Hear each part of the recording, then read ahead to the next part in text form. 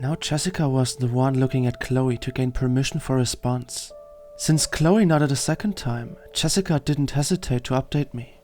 At the start, not merely my but our intention was to accompany Chloe with someone who gave her a hand.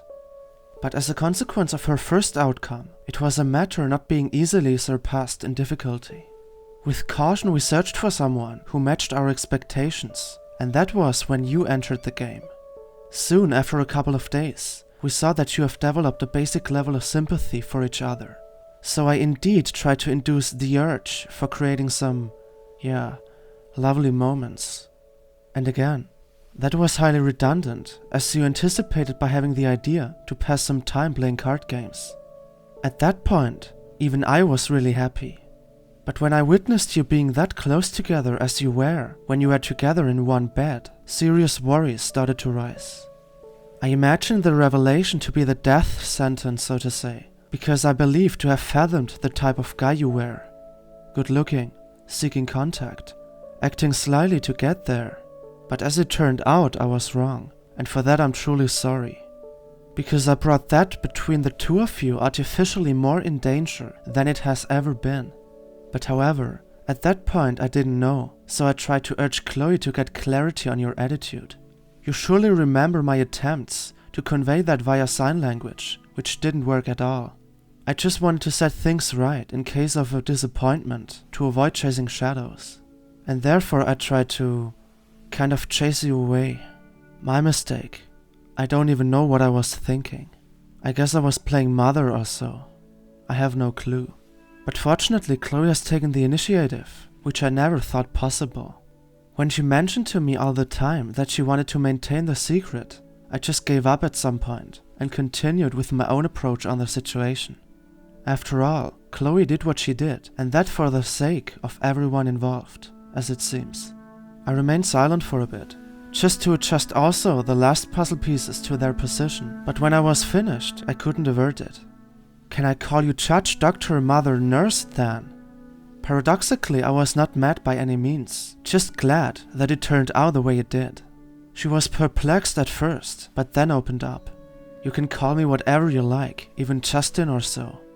No, I think I will stick to the first. By the way, I know now where the term originated from, and I have to pay you respect for that. That figure is truly amazing. Jessica only smiled, as she then raised herself from the bed and changed the topic. Well, Aaron, I guess we will see each other again fairly soon, but this time I'm looking forward to it, as all secrecy has finally been resolved for good, and I will consult Dr. Bush, I promise. But now I have to continue working, even though I prefer to indulge further in the moments with you. I'll see both of you, safe and sound, corresponding to the situation. Right when she intended on leaving subsequently, I took the initiative and approached out of an impulse. I didn't know exactly what I was driven by, presumably the urge to clear those illusion fears once and for all. I stretched out my hand and spoke. That means we are friends again. Without hesitation she reciprocated by shaking my hand, after which she left as initially intended. At that time I knew though that even the last psycho game was over and repulsed by clarity, so I shared the returning joy with Chloe, who was also happy regarding the collective reconciliation. Thank you, I commented silently after some time in silence had passed. I mean, yes, the diagnosis spoke for itself, and it was something that would transmute into a problem later on. But for now her disease was something solely we determined the degree of. On one hand we had the chance to let time pass by, burdening each other with the fear it could be over at any moment. But on the other it implied to consciously seize the period of togetherness, so that there was not one grain of regret when her, now our issue, manifested tangibly in our lives. Even though we didn't mention that directly, we were on the same rail. Otherwise, she wouldn't have told me in the first place. So for now I avoided lapsing in panic, for example by speaking and thinking about the future as if we only had days left. I better process things first and leave the rest to elsewhere, was my decision prompting me to dwell in the moment. Again quite calm and neutral, I said to Chloe, I hope you know that I want you to keep the things I gave you, as it is not a goodbye but a new beginning for both of us, and I promise you to preserve that. She pulled out Frankie and the red box from under the blanket, where they were drawn to, and placed them on her bedside table again. But instead of being at peace, she felt like explaining something else that seemed to have affected her. At the latest, when she pulled out a third item from underneath, I knew what the topic was likely referring to. It was the phone she held in her hand as she consulted me, a little bit nervous. In terms of your present, I'm so sorry that I reacted so avoiding, so indifferent. In truth, I could have hugged you for 1 day straight. But back then, there were some things lurking in the shadows, as you know now. I think the phone you gave me was lastly a huge catalyst for surpassing the threshold of opening you the gates, and it turned out more than well, so however. Aaron, I really love you for that. For the present, for your composure, and above all, for that you stay with me. That is basically the loveliest present ever given to me. Because now I know that whatever is binding us together defies time and space, and the egg it hatched from was not laid first when we met here. I can't explain it, but you were of relevance for me even before I got to know you. I was totally captivated by the emotional way she revealed herself to me, but strangely enough, it was the first time I could entirely decipher the allegory she expressed, as it was simply a feeling that was matching with one in my system, but had no words for it until now. Familiarity, as if I had known her for ages. That destiny she mentioned some time ago. All contemplated in context, it resulted in some sort of a bigger picture. While you could refer to happenstance when something lucky occurs, for instance an interesting acquaintance, our case was rather shaped by coincidence itself, somehow conspiring to bring us together. But even more so, bringing us together, only for us to stay together. And therefore, in that aspect, I didn't question the why, the what, the when, but instead answered it with a simple that.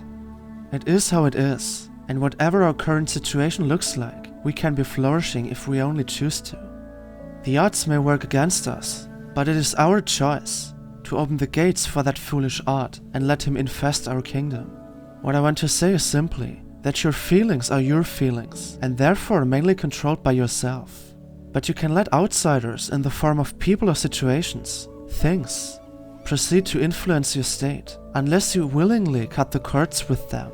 But anyway, only one further act of wisdom I could write down into my little booklet, with its origin laying in the moment I was acquainted with Chloe. And speaking of her, it seemed to be kind of a collaboration between the two of us, since she infected me with that in the first place. With wisdom and surprise alike, as it happened again when she exceeded the topic regarding the present I gave her.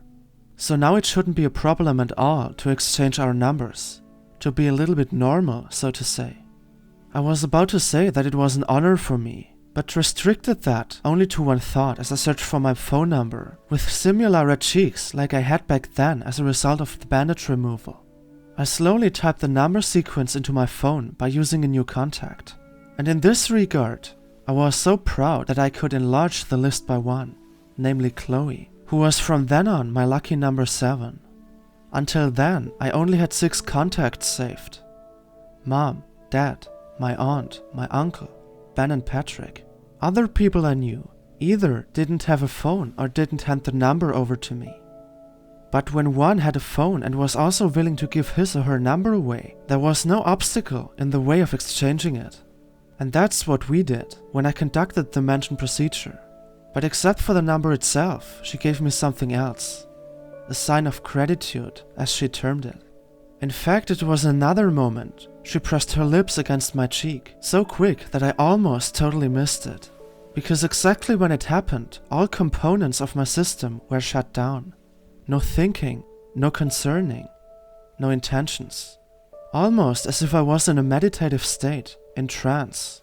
It even lasted a little bit longer than the 10 seconds we passed in ultimate intimacy. Like a car you fuel with gasoline. It will do its job for some time, until you need to refuel it. And to decipher that analogy, I never have been fueled to the limit like that. But anyway, for the time span until I intended on leaving gradually, we had no further sentences to share, only moments. Once more the fact was proven that silence sometimes is the most valuable factor within a relationship. Because you do solely feel the togetherness and not describe it. A much deeper sensation, so to say, when somebody makes you feel the love instead of pegging it into mostly superficial words. And those moments between us were so ecstatic that everything around them, everything that stood in the way of a happy you and I, just got dissolved. For some moments it felt like everything was normal, even perfect. But in the long term we had a problem, which was clearly present, although it didn't fit in the frame of the here and now. So kind of ruthless regarding contingency, we planned the next couple of days, now again verbally. Since we both have a phone and shared our numbers, we can even talk to unusual times, and hence are not bound to any visiting times. That's the valid truth for the transition until we meet again. By saying so, she alluded also indirectly to the next time I would visit. In terms of that, I evaluated the approaching Monday as best to do so. Because then I had enough time to prepare myself for school throughout the weekend and to get done with everything surrounding that. Once more, as long as it was possible to avoid staying only for a couple of hours, I welcomed it. Just like the Friday that was almost over when we planned for the future. Again, 6 hours had passed and it felt like 2 at the most. As a result, I gradually conceded that I had to return home. Not gonna lie. I had preferred so much to just stay there for the night, just to be together to celebrate. Even though we had a phone, it was by far not the same. Yes, we could speak with one another, but that's all for the sake of superficiality. Nevertheless, I was grateful that we had the opportunity now to at least nurture our connection like that. But as she said before, only for the transition. And that transition loomed on the horizon as I thanked her last time for acquainting me with the truth. Because it was the loveliest thing she could have done for me, in fact for everyone involved. She basically extinguished 99% of the problems with one chain of explanation. And even that, since she couldn't anticipate how it would likely turn out in the end, required so much bravery. Bravery she had to own either way. Bravery we had to own now.